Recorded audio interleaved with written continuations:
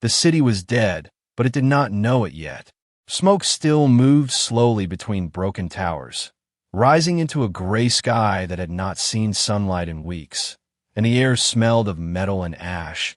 The war between humans and aliens had ended 3 days ago, but silence was not peace. It was the quiet after something terrible. Captain Arman walked alone through the empty street. His boots crushed glass and dust with every step. His armor was scratched, his shoulder burned from a wound that was still healing. But he did not stop. He had one last area to check before returning to base. Sector 9, the place where the last alien resistance had fallen. Every building around him was destroyed. Walls were open like broken ribs. Doors hung loose. Windows were shattered. Nothing had survived the bombing. Nothing should have survived. That was why he stopped when he saw it. At the end of the street, between two collapsed towers, there was a house that was untouched. It was small, almost simple compared to the advanced alien buildings around it. Its walls were smooth and white, not burned, not cracked. The windows were clear, reflecting the gray sky like calm water. There was no dust on its steps, no damage on its roof. It looked alive in a city of ruins. Arman felt something strange in his chest. It was not fear exactly, but it was close. He checked his scanner. No signal, no power source detected, no life signs. The device showed nothing, but his eyes told him something else. This house should not exist. He moved slowly toward it. His hand rested on his weapon, but he did not raise it. The closer he came, the quieter the world felt. Even the wind seemed to stop near the house. The front door was slightly open, just a few inches, as if someone had left in a hurry or was watching from inside. Arman stood there for a moment, listening. Nothing. He pushed the door open. The inside was warm. Not warm from fire, not warm from machines, but warm like a home. The floor was clean. Soft lights glowed along the walls. The air did not smell like smoke or war. It smelled fresh, almost sweet. This was not a military base. This was a place where someone lived. He stepped inside carefully. The door closed behind him without a sound. A small table stood in the center of the room. There were 2 cups on it. One was empty. The other still had steam rising from it. Arman froze. Steam. That meant someone was here. His heart began to beat harder. He lifted his weapon now, scanning the room. The scanner still showed nothing. It was as if the house did not exist in the system. Then he heard it. A soft sound from upstairs. A footstep. Light, quick, afraid. Arman turned toward the staircase. His mind moved fast. Maybe a hidden alien soldier. Maybe a trap. Maybe something worse. Another sound came, this time a whisper in a voice that was not strong, but young. The words were in the alien language, but he understood enough from months of war. Mother, the human is here. The whisper turned into panic. Something fell upstairs, a loud crash, followed by fast footsteps. Arman felt his finger tighten on the trigger. His training told him to move fast, to clear the threat, to finish what the war had started. But something stopped him. The voice had not sounded like a soldier. It had sounded like a child. Before he could decide what to do, a figure appeared at the top of the stairs. An alien woman stood there. Her skin was pale blue, her eyes wide with fear. She was not wearing armor. She wore simple clothes, and one of her arms had a bandage around it, dark with dried blood. She was injured. Behind her, half hidden by her body, was a small alien girl, no older than 8 or 9 in human years. Her hands held tightly to the woman's clothes. Her large eyes were filled with terror. The woman looked at Arman, and for a second, time stopped. This was the enemy, the beings who had attacked Earth, who had killed his team, who had destroyed cities. His weapon was pointed at her chest. But she did not attack. She did not scream. She did not run. She stepped in front of the child and raised her free arm slowly, not to strike, but to protect. Her voice shook when she spoke, in broken human words. Please leave. Not fight. Not die. Just leave. Arman felt something shift inside him. This was not a battlefield. This was a home. The little girl looked at him again and whispered, her voice shaking. Mother, is he going to kill us? The question hit him harder than any weapon. Arman did not lower his gun, but he did not fire. Outside, far in the distance, He heard the sound of human patrol ships moving through the sky, searching for any remaining alien life. If they found this house, if they found this family, there would be no questions asked, only orders. And Arman realized something in that silent, fragile moment. This house should not exist, and neither should the two lives hiding inside it. But they did, and now he had to decide what to do next, before the rest of the world arrived. If you enjoy stories like this and want to see what happens next, make sure to subscribe to this channel so you do not miss the next part. Arman did not lower his weapon, but he did not move forward either. The house was silent again, except for the soft breathing of the child hiding behind her mother. The alien woman's eyes never left him. They were not filled with anger, not filled with hate, only fear, and something else, something like recognition. Outside, the distant sound of patrol ships grew louder for a moment, then faded again. The human forces were still searching the city, scanning for survivors. If they detected life inside this house, everything would end quickly. Arman finally spoke, his voice calm but cold. "Why are you still here?" The alien woman did not answer at once. Her arm was still stretched protectively in front of the girl. She looked weak, her injured arm trembling slightly. She was not a soldier. That much was clear. No armor, no weapons, no combat marks, only simple clothes and fear. "We have nowhere to go," she said slowly in broken human language. Her accent was heavy, but her meaning was clear. The little girl held tighter to her mother and whispered something in their own language. The woman replied softly, her voice shaking, trying to calm her. Arman moved one step forward. Carefully, his scanner still showed no life signs, which made no sense. Even damaged alien tech should show something. He lowered the device and looked around. His eyes stopped on the walls. Small crystal-like shapes were built into them, glowing faintly. Cloaking technology. This house was hidden, not just physically, but digitally. It was invisible to human scanners. "You are using military shield tech," Arman said quietly. The woman shook her head quickly. "No military," she answered. "Old protection system for families." Families. The word felt strange in this broken city. Arman's jaw tightened. "Your people attacked ours," he said, his voice harder now. "Millions died." Pain flashed across the woman's face, real pain, not defensive anger. "Not all of us wanted war," she said, "not all." Before Arman could respond, the little girl suddenly stepped slightly to the side, just enough for him to see her clearly. She looked at him with wide, shining eyes, and for a second, something about her face felt familiar. His breath slowed. He had seen those eyes before. A memory pushed into his mind without warning. Flashes of a battlefield, smoke and fire everywhere. Alien ships crashing into the ground. Human soldiers shouting, blasters firing. He had been separated from his unit during that fight, moving through the ruins of an alien transport vessel, searching for survivors. He remembered finding a wounded alien woman inside the broken ship. She had been lying on the floor, bleeding heavily, trying to shield a small child under her body. His weapon had been aimed at them. Just like now, his team's voices had shouted through his communicator, "Finish them, Captain." But he had hesitated. The child had looked at him the same way this girl was looking at him now. Not like an enemy, not like a monster, just afraid. Instead of firing, he had thrown a small emergency medical pack toward them and walked away without a word. He had told his team there were no survivors in that section. He had never told anyone the truth. The present rushed back into his mind like cold water. The alien woman was staring at him now, her breathing uneven. "You," she whispered, her voice barely a sound. "You are the one." Arman's grip on his weapon tightened. "The one what?" She slowly lowered her protective arm.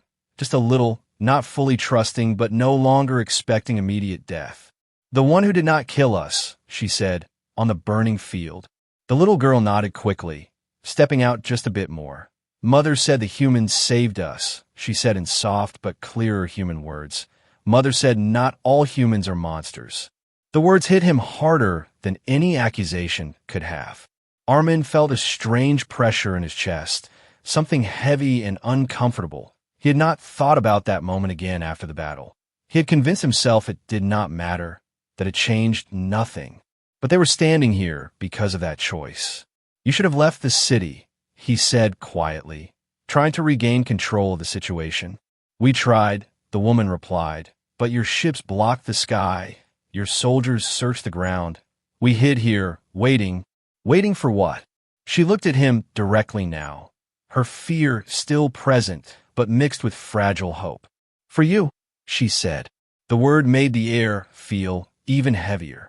Before he could respond, a sharp sound came from outside, much closer this time, a low mechanical hum, followed by the distant crackle of human communication devices. Patrol team. They were scanning the area again, closer than before. Arman moved toward the window and looked through a narrow opening in the wall. He saw two human armored vehicles turning into the street, slow and careful, scanning everything. If they entered the house, the cloaking system might not be enough at close range. Behind him, the little girl whispered, "Are they going to find us?" Arman did not answer right away. His mind was racing. He had orders to report any surviving alien life. He had lost friends in this war, good soldiers, brave people, and yet, these two were not soldiers. They were not fighters. They were simply alive. The alien woman stepped closer, her voice almost breaking.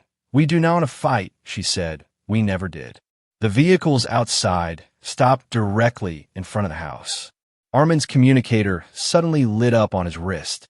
"Captain Arman," a familiar voice said through static, "we are picking up strange interference in your sector. Did you find something?" Arman looked back at the alien mother and child, standing together in fear, trusting him again for reasons he was not sure he deserved. His finger hovered over the communicator. One word from him, and everything would end. The enemy who did not fight was waiting for his answer. Arman's finger hovered over the communicator, and for a long second he could hear nothing except his own breathing and the quiet hum of the hidden house around him. The voice on the other side repeated his name, sharper now, asking for a report, asking if he'd found the source of the interference. Outside, the armored vehicles adjusted their position, metal feet pressing into the broken street, scanners sweeping slowly across the walls. He looked at the alien woman, then at the child. The girl's small hands were shaking, but she did not hide this time. She kept looking at him, as if she already knew he would not betray them. That trust made the choice heavier, not easier. Arman pressed the communicator, keeping his voice steady. "Negative," he said, "just damaged signal towers causing distortion. I'll handle it and return to base soon." There was a pause, a long one. The patrol commander did not sound convinced, but he finally responded, "Understood, Captain, we will continue to sweep the outer blocks." The connection ended. Arman exhaled slowly. He had just lied to his own unit. The vehicles outside began to move away, their heavy engines fading into the distance. The house seemed to breathe again, the soft glow in the walls pulsing gently. The alien woman closed her eyes for a moment, relief washing over her face. When she opened them again, they were different, less fear, more certainty. "You remembered," she said quietly. Arman did not answer at first, but the memories were already rising, clearer now, sharper than before. The battlefield had been chaos, fire in the sky, ships falling like broken stars, the ground shaking from explosions. He had been separated from his squad after a blast threw him into the side of a crashed alien transport vessel. Smoke filled the air, alarms from the alien ship still ringing in broken tones. He had entered the wreckage expecting resistance, expecting a last attack from desperate enemies. Instead, he found silence and blood. And then he saw her. The alien woman had been pinned beneath a fallen metal beam, her side burned, her breathing weak. She had been trying to move despite the pain, try to shield something beneath her. When he stepped closer, weapon raised, the small alien child had looked up at him from under her mother's body, eyes wide, not with hatred, but confusion and terror. His squad leader's voice had shouted through the communicator, "Captain, report any survivors." He had looked at them, at the injured mother who could barely lift her head, at the child whose small hands were clutching torn fabric. He had been trained to see enemies, not families. But in that moment, they did not look like monsters. They looked like civilians trapped in a war started by leaders far away. The mother had not begged. She had not attacked. She had simply pulled the child closer and closed her eyes, waiting. Arman had lowered his weapon, just slightly. The move had surprised even him. He remembered kneeling beside them, pushing the metal beam aside with effort. Ignoring the pain in his own shoulder, he had taken a small emergency medical pack from his belt and placed it beside the woman, activating the auto-seal foam for her wound. Their eyes had met for a brief second. No words were spoken, but something had passed between them. Not trust exactly, but understanding. Then he had stood up, pressed his communicator, and said, "No survivors here." He had walked away before he could change his mind. Back in the present, the alien woman touched the bandage on her side, the old scar visible where the foam had once sealed her wound. "You could have killed us," she said softly, "but you did not." Arman finally lowered his weapon completely, letting it hang at his side. "It was just a choice," he replied, though the words felt too small. "It was more than that," she said, stepping closer. "You changed our path." The child moved forward now, no longer hiding. She studied his face carefully, as if comparing it to a memory. "Mother told me the human soldier had sad eyes," she said quietly. "You have the same eyes?" Arman almost smiled, but the weight in the room was too heavy. "Why stay here?" he asked. "You had a chance to escape after that battle." "We tried," the woman answered, "but our transport was destroyed. Our communication network collapsed. Many of our people were not warriors. We were researchers, builders, families. The war was not ours." Her voice hardened slightly, not in anger at him, but something larger. "Our leaders believed humans would attack eventually. Your leaders believed the same about us. Fear became weapons. Weapons became war." Arman listened carefully. His entire career had been built on the belief that the aliens had attacked without reason, that they were conquerors, ruthless, and united in purpose. But this house did not look like a military base. It looked like a refuge. The woman walked to a small table in the corner and picked up a thin crystal device. It glowed faintly with shifting light. "There is something you must know," she said, her voice lower now, serious. She activated the device, and a holographic projection filled the center of the room.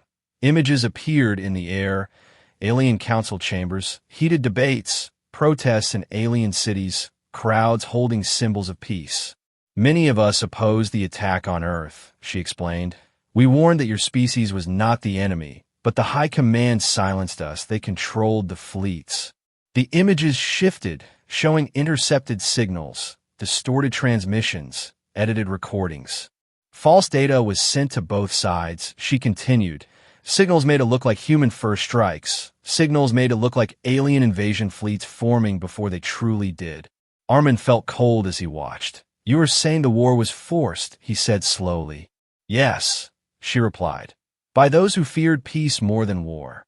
The child looked up at him again. "Mother says you are not afraid," she said softly. Before Arman could respond, the walls of the house flickered slightly. The cloaking lights dimmed for half a second, then returned. The woman's expression changed instantly, fear returning. "The shield is weakening," she whispered. "They are closer this time." As if to confirm her words, Arman's communicator vibrated again, louder, more urgent. "Captain," the patrol commander's voice came through, tense now. "We are detecting unstable energy readings in your exact position. Step outside immediately for verification." Arman looked at the hologram, still glowing in the air, at the proof of manipulation, at the mother and child who were alive because of a single moment of mercy. The secret of the rescue was no longer just about saving 2 lives. It was about the truth behind the entire war. And now that truth was standing in a house that should not exist, with human soldiers only meters away from discovering it. Arman did not answer the communicator immediately. The words of the patrol commander echoed in his ears, demanding that he step outside for verification. The energy readings they were detecting were not random anymore. The cloaking system was failing, and if it collapsed completely, the house would light up on every human scanner in the sector. The alien woman quickly deactivated the hologram device. The glowing images of alien councils, and false signals vanished into darkness. She looked at him with urgency now, not only fear, but understanding of what was about to happen. "You cannot protect us twice," she said quietly. Arman's jaw tightened. "Maybe I can," he replied, though he was not sure if that was true. The child moved closer to her mother, gripping her hand tightly. The soft lights in the walls flickered again, weaker this time. The house was breathing unevenly, like a living thing that was running out of strength. The communicator vibrated again, louder, sharper. "Captain Arman, this is a direct order. Step outside now." He knew that tone. It was no longer a friendly check. It was suspicion. He looked around quickly, studying the interior. There had to be a lower level. Most alien homes were built with underground chambers for protection. His eyes found a thin line in the floor near the back wall, almost invisible. "Is there a basement?" he asked quickly. The woman hesitated for only a second before nodding. She moved to the wall and pressed her palm against a smooth surface. The floor panel near them slid open silently, revealing a narrow staircase leading down into darkness. "You and the child go down," Arman said firmly. Her eyes widened. "And you?" "I will handle them," he replied. The sound of heavy boots echoed outside now, metal steps against broken stone. The patrol had left their vehicles. They were approaching on foot. The child looked at him with fear and confusion. "Will they hurt us?" she whispered. Arman forced his voice to remain steady. "Not if they don't find you." The woman guided the child toward the staircase, but before stepping down, she turned back. Her gaze held something deeper now, a silent question, asking if she was making the right choice by trusting him again. He gave a small nod. She disappeared into the darkness below, and the floor panel slid shut, sealing seamlessly. Arman quickly scanned the room, removing any sign that someone else had been there. He moved the cups from the table. Wiping away the remaining steam with his sleeve, he adjusted the position of a chair, trying to make the house look abandoned. A loud knock struck the door. Not polite, not gentle. "Captain," a soldier's voice called from outside. "Open the door." Arman walked toward it slowly. Controlling his breathing, he opened the door halfway, stepping out into the gray light. 3 human soldiers stood in front of him, armored and armed, visors down, weapons ready. Behind them, the patrol commander removed his helmet, his face hard and suspicious. "We are picking up irregular signals directly under this structure," the commander said. "Our scanners show interference patterns consistent with cloaking technology." Arman crossed his arms calmly. "The entire city is full of broken alien systems," he replied. "You expect clean signals after orbital strikes." The commander did not smile. He stepped past Arman and looked inside the house. His eyes moved slowly across the walls, the table, the staircase, searching, calculating. "You are alone?" he asked. "Yes," Arman answered without hesitation. One of the soldiers activated a portable scanner and stepped forward. The device emitted a low humming sound as it analyzed the area. Arman felt sweat form under his armor despite the cool air. If the scan penetrated deep enough, it would detect life below. The cloaking system was unstable. It might not hold against close-range military equipment. The humming grew louder, then sharper. The soldier frowned, looking at his device. "Sir, there's definitely energy coming from below ground level." The commander's eyes narrowed. He looked directly at Arman. "Care to explain that?"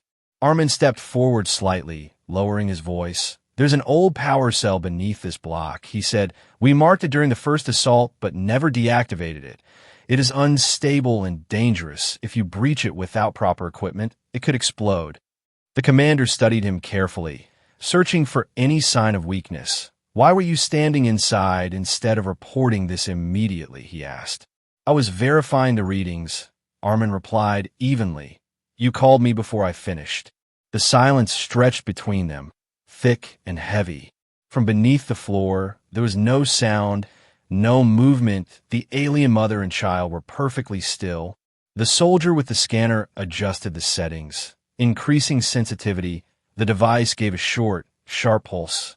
For a second, a faint echo appeared on the screen. Not a power cell signature, not random interference, something biological. The soldier's head snapped up. Sir, I'm getting. The scanner suddenly flickered, sparks jumping from its side. The screen went dark. The soldier cursed, shaking the device. It shorted out. Arman did not react, though inside his heart pounded violently. The house's cloaking system had released a defensive surge at the perfect moment. The commander looked irritated now. This whole sector is a mess, he muttered. He turned back to Arman. You have 5 minutes to clear out and return to base. We will mark this building for demolition tomorrow. Demolition. The word struck like a physical blow. If they destroyed the house, the basement would collapse. The woman and child would have no escape. Arman nodded calmly. Understood. The patrol team stepped back, returning toward their vehicles. The engine started again, heavy and loud. The commander gave Arman one last long look before placing his helmet back on. When they finally moved away down the street, Arman remained standing outside, watching until they turned the corner and disappeared from sight. He stepped back into the house and closed the door. The silence inside was different now, more fragile. He activated the floor panel again, and the staircase opened. The alien woman emerged slowly, the child still holding her hand.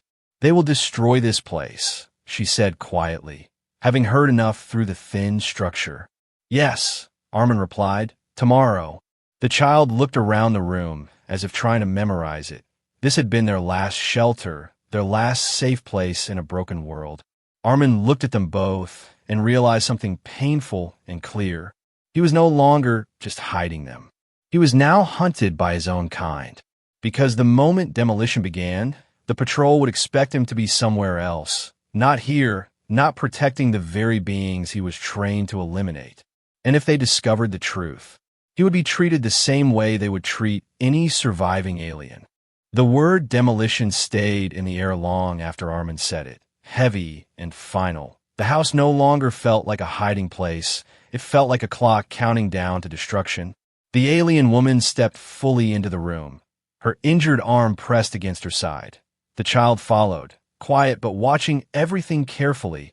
The soft lights in the walls were dimmer now, struggling to maintain the cloaking shield.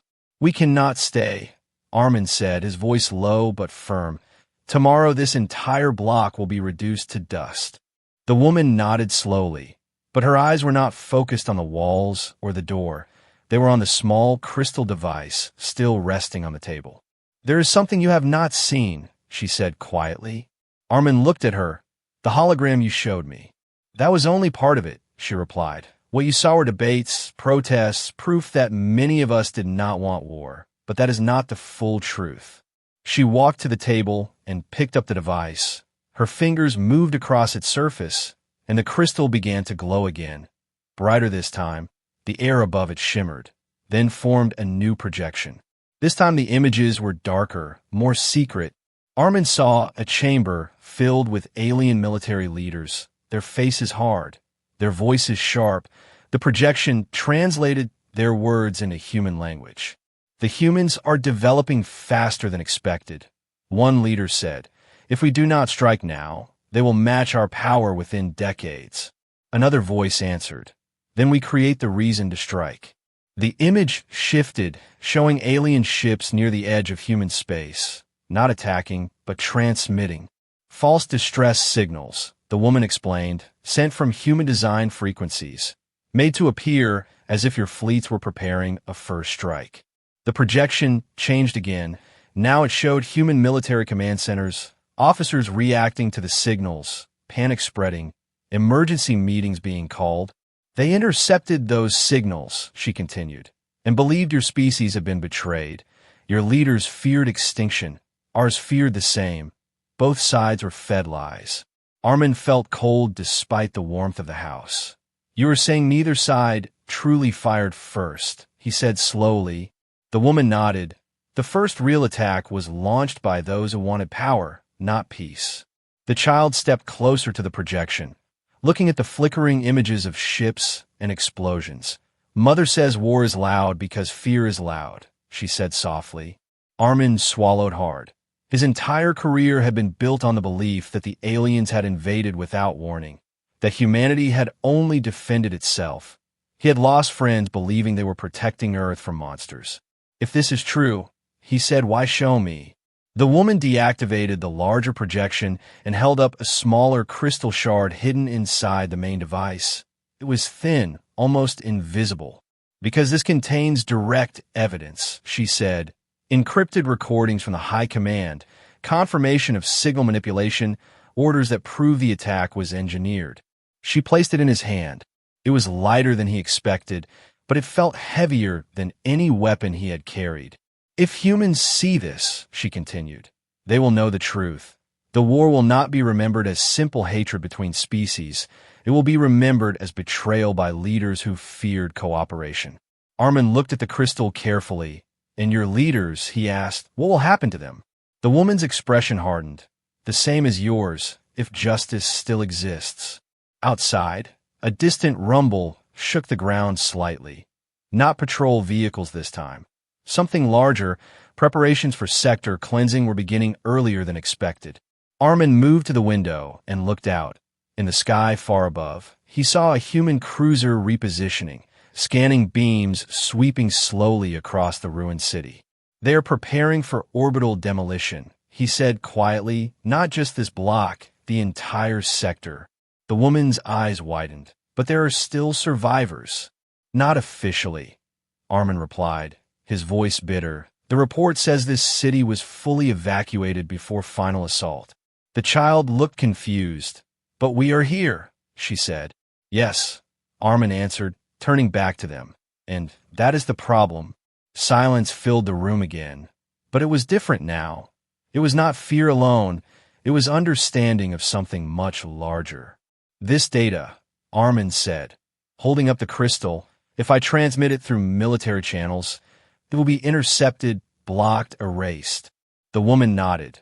That is why we waited, she said. We knew the soldier who saved us would not blindly follow orders. We believed you might question them. Arman almost laughed at the strange logic. You trusted a random human soldier, he said. You were not random, she replied calmly. You chose mercy when you had no reason to. The child stepped closer again, looking up at him. Mother says brave is not when you fight, she said. Brave is when you stop. The words struck him deeper than any accusation could have. Another rumble shook the house, stronger this time. Dust fell lightly from the ceiling. The cloaking lights flickered violently. We do not have much time, Arman said firmly. If the cruiser locks onto this energy source, the first strike will erase this building in seconds. The woman looked at him with a mix of fear and determination. Then you must decide now, she said. Will you protect a lie or risk everything for truth?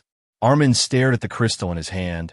He thought of his fallen squad members, of the cities burned on Earth, of the anger that had filled every human broadcast since the war began. If the truth came out, many would refuse to believe it. Some would call it alien manipulation, others would call it treason. He would be branded a traitor, court-martialed, imprisoned, perhaps worse.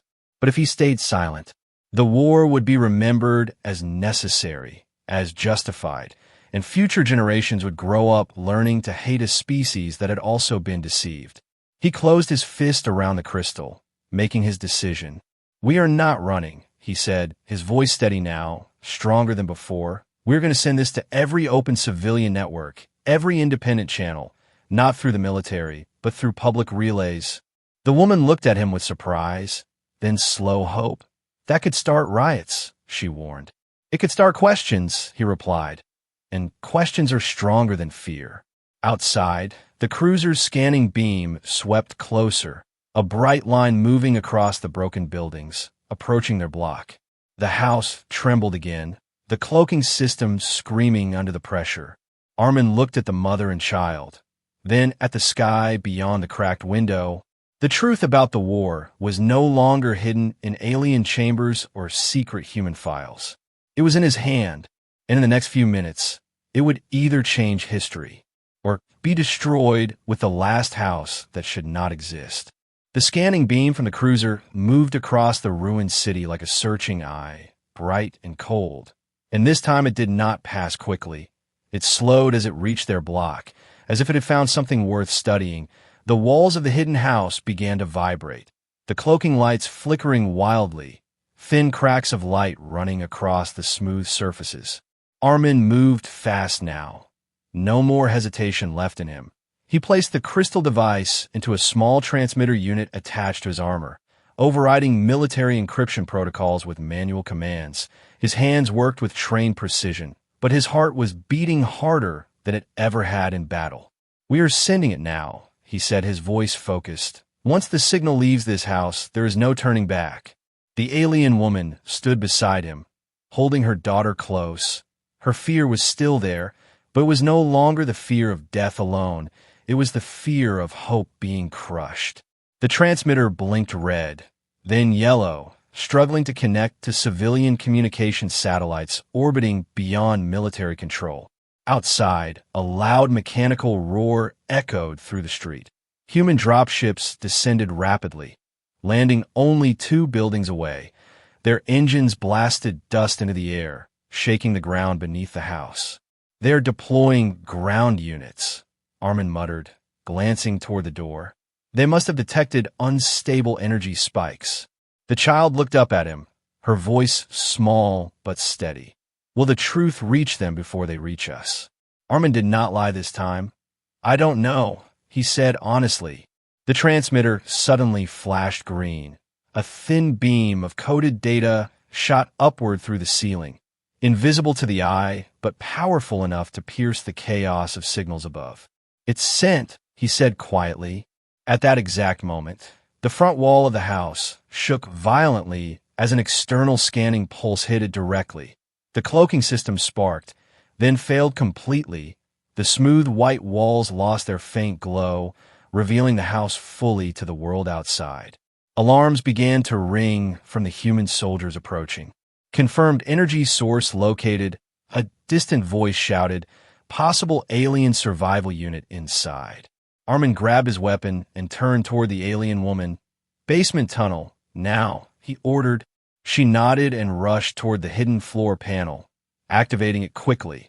The staircase opened once more, but this time there was no calm, only urgency. Heavy boots slammed against the front steps. A loud explosion blasted the door inward, sending fragments of metal and dust across the room. Human soldiers stormed inside, weapons raised. Arman positioned himself between them and the staircase, firing a controlled burst at the ceiling above the soldiers. Not aiming to kill, but to slow them, debris rained down, forcing them to take cover. "Captain Arman," one of them shouted in shock. "Stand down, what are you doing?" He did not answer. Instead, he triggered a small pulse grenade and threw it toward the entrance. The blast released a wave of electromagnetic interference, temporarily disabling their targeting systems. "Go," he shouted toward the basement. The alien woman pulled her daughter down the stairs. The panel began to close, but before it sealed completely, one soldier fired blindly into the room. The shot struck the wall near the staircase, sparks flying dangerously close to the fleeing figures. Arman fired again, forcing the soldiers to retreat further into cover. His mind was racing. He could not hold them off for long. They would recover quickly, and reinforcements would arrive within minutes. He backed toward the staircase and dropped down just as the floor panel slid shut above him, sealing them beneath the house. The underground tunnel was narrow and dimly lit by faint blue strips along the walls. The air was cooler, but filled with the sound of explosions from above. The house groaned as heavy impacts struck its exterior. "They're preparing orbital strike authorization," Arman said as he ran beside them. "Once confirmed, this entire structure will be erased." The alien woman stumbled slightly, her injured side slowing her down. The child tried to support her, but she was too small. Without hesitation, Arman moved to her other side, lifting part of her weight onto his shoulder. "We move together," he said firmly. Behind them, a massive explosion shook the tunnel. Dust fell from the ceiling. The demolition had begun earlier than planned. The soldiers above were not waiting for tomorrow anymore. The tunnel split ahead into 2 paths, one leading deeper underground, the other angling upward toward the edge of the city ruins. "Which way?" Arman asked quickly. "Up," the woman replied, breathing hard. There's an exit near the old transit line. Another blast rocked the structure. The lights flickered, then one side of the tunnel partially collapsed behind them. Blocking the path back, there was no return now. As they moved upward, the sound of the cruiser intensified, a deep humming vibration that filled the air like thunder. Suddenly, the tunnel ahead cracked open, a piece of ceiling falling and striking the woman's shoulder. She cried out softly and fell to one knee. The child screamed, kneeling beside her. Arman turned back immediately, pulling the debris aside with force.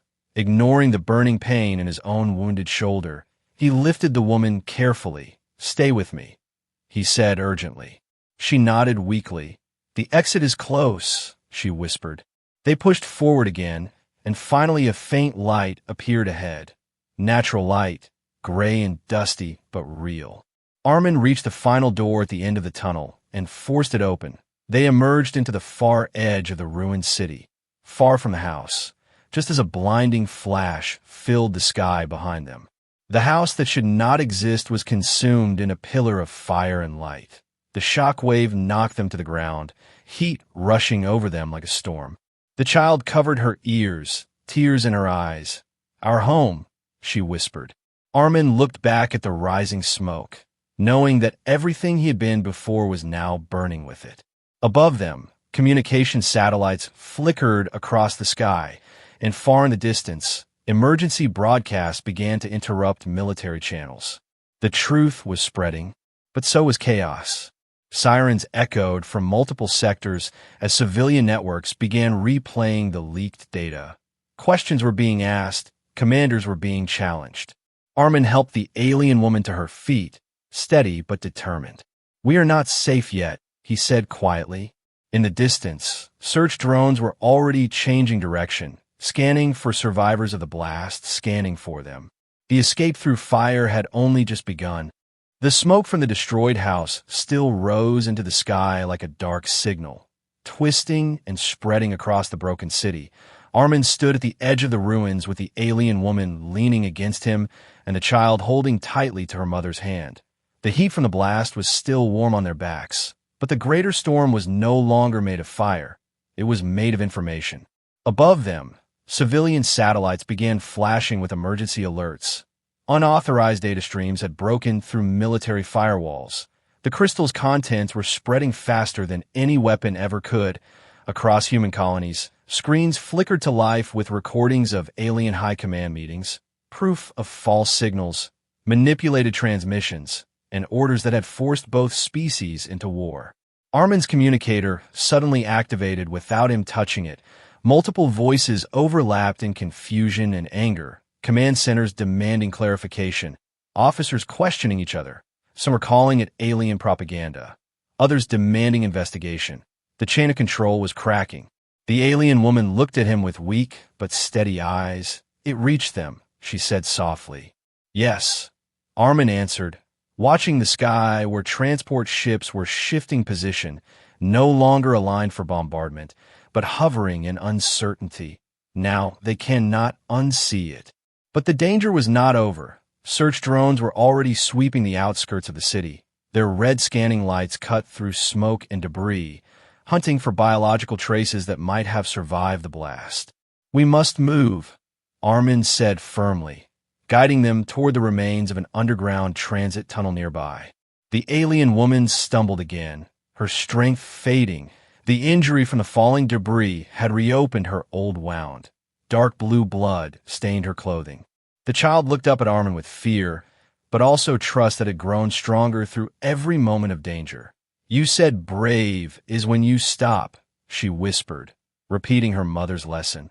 "Did you stop the war?" Arman did not answer immediately, because he did not know. The truth had been released, but truth did not guarantee peace. It only forced people to face what they had done.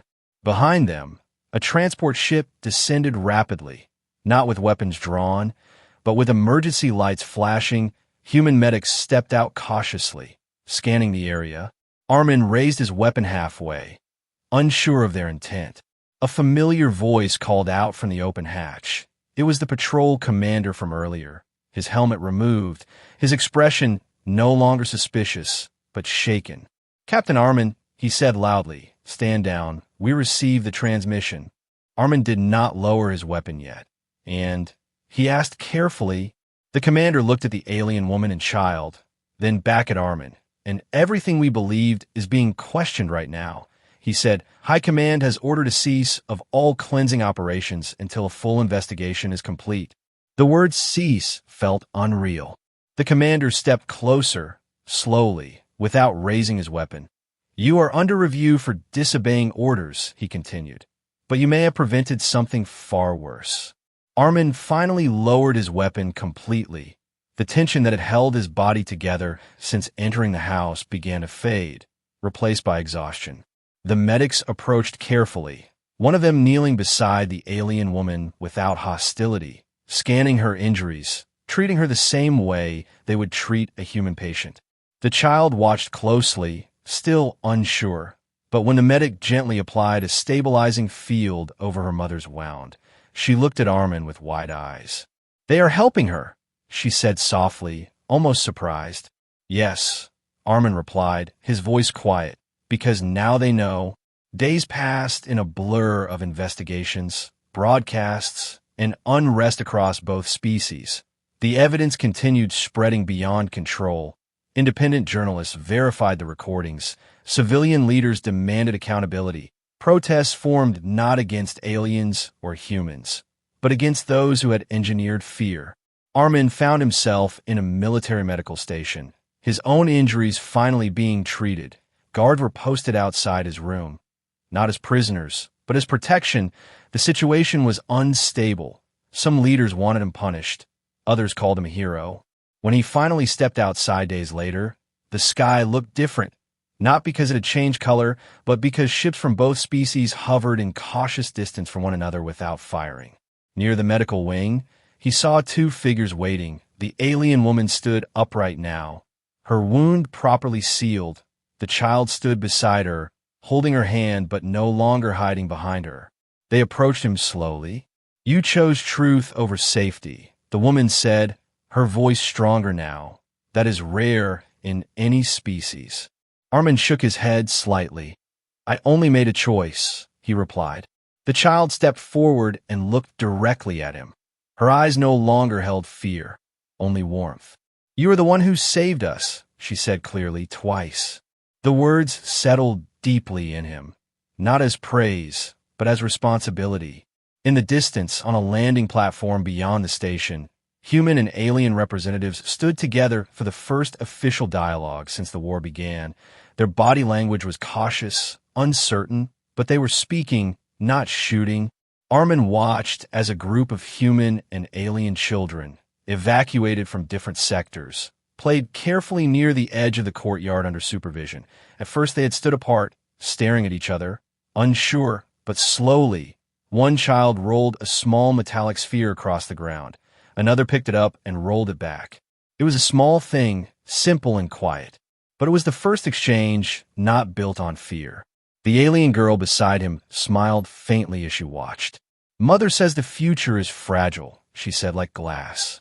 Arman nodded, looking at the children playing. "Then we protect it," he answered. The war had not ended because of a battle or a final weapon. It had begun to end because one soldier chose not to fire, and because truth, once released, burned brighter than any explosion. As the smoke of the old world faded into the sky, a new and uncertain peace began to rise. And in that fragile beginning, he would always be remembered as the one who saved,